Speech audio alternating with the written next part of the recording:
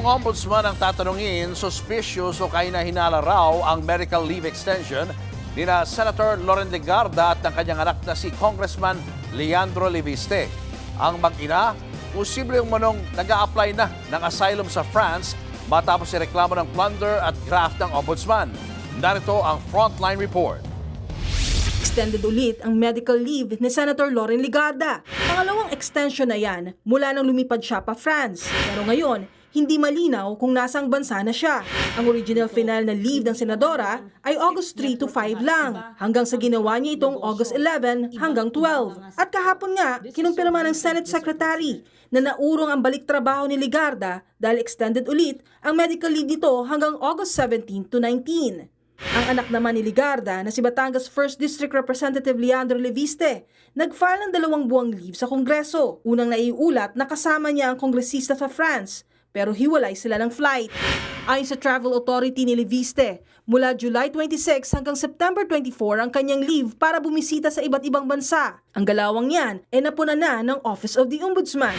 Lalo't naharap sa reklamong plunder at graft ang mag-ina. Sa preliminary investigation ng Ombudsman, kaugnay sa 10 bilyong pisong solar projects. He listed several countries that he would want to, or he intended to visit. And on the other hand, si Senator Loren Legarda is on her, I believe, 3rd or 4th extension of her travel authority for medical reasons, no? Which we have begun to find quite suspicious already. Kailangan na namin i-flag yan. Diba? Dahil meron na siyang ongoing case dito sa Office of the Ombudsman. The last that we heard, both in France. Dahil hindi na pwedeng humiling ng precautionary whole departure order laban sa mag-ina dahil wala na sila sa Pilipinas.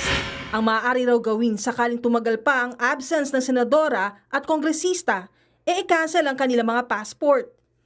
What we can do, and which I believe the team is already taking concrete steps towards, is the cancellation of the passport in case there are grounds to do so. So if there is a prolonged absence and we can consider them fugitives from justice.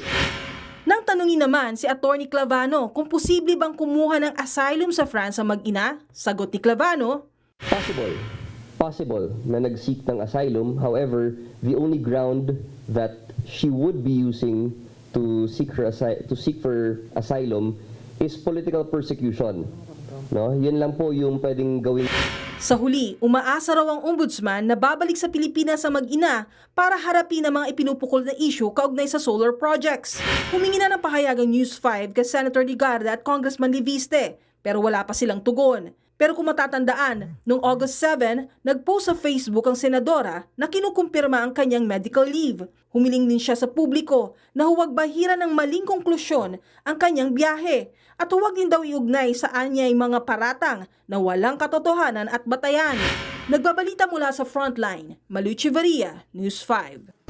Mga kapatid, Julius Babaw po. Para sa komprehensibo at makabuluhang balitaan at talakayan, mag-follow at mag-subscribe na sa social media pages ng News 5.